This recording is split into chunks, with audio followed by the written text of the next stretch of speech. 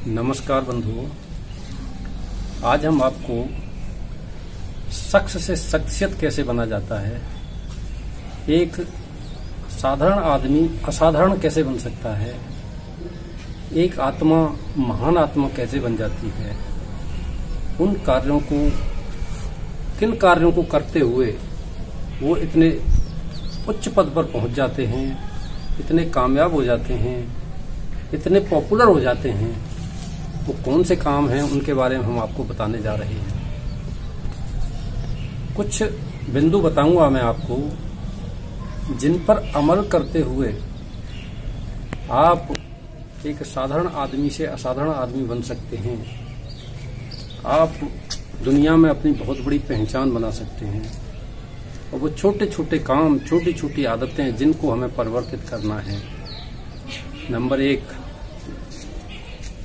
हमें अपनी जिम्मेदारियां स्वीकार करनी है। हमारे किन किन के प्रति जिम्मेदारियां होती हैं? सबसे पहली हमारी समाज के प्रति जिम्मेदारी होती है, उसके बाद हमारी परिवार के प्रति जिम्मेदारी होती है, उसके बाद स्वयं के प्रति जिम्मेदारी होती है। यदि ये क्रम उल्टा हो जाए तो समाज का पतन निश्चित है। इसलिए इस जिम्मेदारी को उसी क्रम से निर्वहन करें जिस क्रम से ये जिम्मेदारी बताई जाती है। कभी भी अपनी गलती के लिए दूसरे के ऊपर दोषारोपण नहीं करें। जैसे एक बच्चा दौड़ता हुआ आता है, अपनी माँ को बोलता है कि मम्मी, बड़े भैया ने शीशा तोड़ दिया, खिड़की का शीशा तोड़ दिया। तो माँ बोलती है, कैसे तोड़ दिया? तो वो बोलता है कि मैंने पत्थर मारा था और वो बैठ गया, तो पत्थर खिड़की में जाके लगा और शीशा टूट गया। यानी कि अपने दोष के लिए दूसरे के ऊपर आरोप लगाना, दूसरे के माथे उसको मढ़ना। स्वयं जिम्मेदारी लें, इससे आपका आत्मविश्वास बढ़ेगा, आपकी स्किल निखरेगी, आपके अंदर एक नई ऊर्जा विकसित होगी। नंबर 2, औरों की परवाह करें। अर्थात जो आप अपने लिए चाहते हैं वही आप दूसरों के लिए देने का प्रयास करें। एक छोटी सी कहानी है। एक बच्चा 10 साल का होता है, आइसक्रीम के एक शॉप पर जाता है आइसक्रीम खाने के लिए। वो वहाँ एक महिला होती है, उससे पूछता है कि ये आइसक्रीम कितने की है? वो बोलती है 75 सेंट की।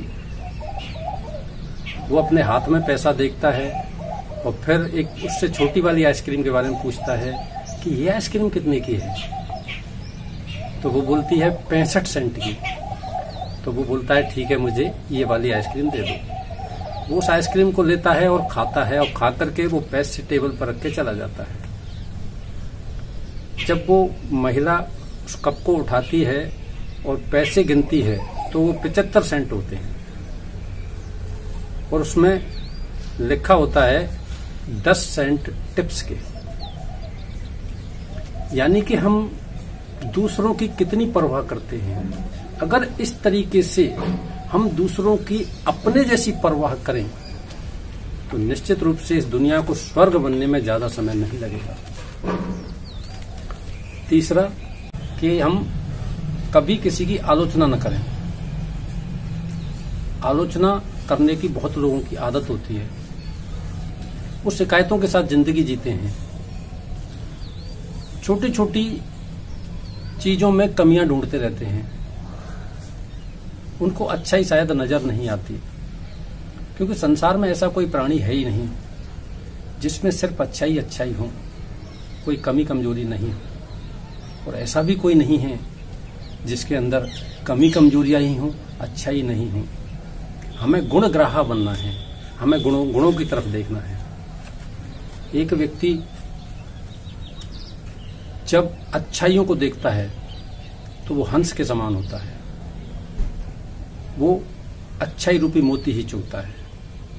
तो कभी भी किसी की निंदा आलोचना न करें, क्योंकि यदि आप किसी की निंदा आलोचना करते हैं तो आप भी कभी न कभी उस निंदा आलोचना के पात्र बनते हैं। लोग आपको पसंद नहीं करते, आप दूसरों की नज़र में गिरे हुए और गलत आदमी साबित होते हैं। चौथा, आप दूसरों की जीत को अपनी जीत समझें। एक बार एक अध्यापक ने कुछ बच्चों को दौड़ाया, यानी दौड़ का कंपटीशन कराया। उस दौड़ के कंपटीशन में उसने एक टोकरी में कुछ टॉफियां रखी और उसको एक दूर जाकर के एक पेड़ के नीचे रख दिया और उनको बताया कि जो भी सबसे पहले नंबर पर जाएगा उसको ये सारी टॉफियां मिलेंगी। सभी बच्चे एक लाइन में खड़े हो गए। उसने दौड़ाना शुरू किया और जैसे ही बच्चे दौड़े तो उन्होंने सबने एक दूसरे का हाथ पकड़ा और तेजी से दौड़े और सारे बच्चे एक साथ वहां पहुंचे। तो उस टीचर ने कहा कि ये तुमने क्या किया? अरे तुम में से कोई एक जीतता तो उसको ये सारी चॉकलेट मिलती। उन्होंने कहा उबुंटू। उबुंटू एक सॉफ्टवेयर है जो आजकल कंप्यूटर में काम आता है। अफ्रीका में इसका मतलब होता है सबकी जीत हमारी जीत, सबकी खुशी हमारी खुशी। यानी कि उन बच्चों से ये सीखने को मिलता है। इसी तरीके से हमें सबकी जीत को अपनी जीत समझना चाहिए। 5वां है, अपने शब्दों को हमेशा संभल कर बोलिए, क्योंकि शब्दों में बहुत ताकत होती है। कहते हैं कि शब्द संभल कर बोलिए, शब्द के हाथ न पाओ, एक शब्द बने औषधि, एक शब्द करे घाव। तो शब्दों में बहुत ताकत होती है। शब्द ही खुशी है, शब्द ही गम है, शब्द से पीड़ा है, शब्द ही मरहम है। एक बार एक व्यक्ति एक पादरी के पास गया और उसने कहा कि मैंने अपने पड़ोसी को भला बुरा कह दिया है, मैं गॉड के सामने क्षमा याचना करना चाहता हूँ, एपोलॉजी फील करना चाहता हूँ। उस पादरी ने उसको कुछ कागज के टुकड़े दिए और कहा कि इनको चौराहे पे ले जा करके फैला दो। वो उसको फैला के वापस आ गया। फिर पादरी ने कहा कि अब जाओ उनको इकट्ठा करके ले आओ।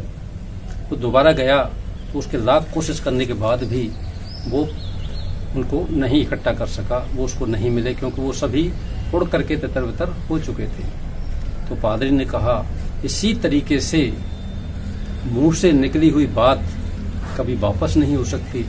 जिस तरीके से तीर से निकला हुआ बाण वापस नहीं होता, तो मुंह से निकली हुई बात भी कभी वापस नहीं होती। इसलिए अपने शब्दों को हमेशा संभल कर बोलिए, कम बोलो, धीरे बोलो, मीठा बोलो, सोच कर बोलो, बोलकर नहीं सोचो।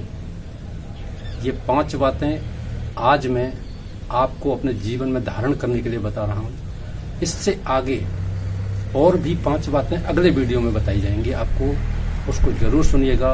अगर जीवन में हमने ये बातें अपने जीवन में धारण कर ली, अपनी आदतों में शामिल कर ली, तो आपको शख्स से शख्सियत बनने से दुनिया की कोई ताकत रोक नहीं सकती।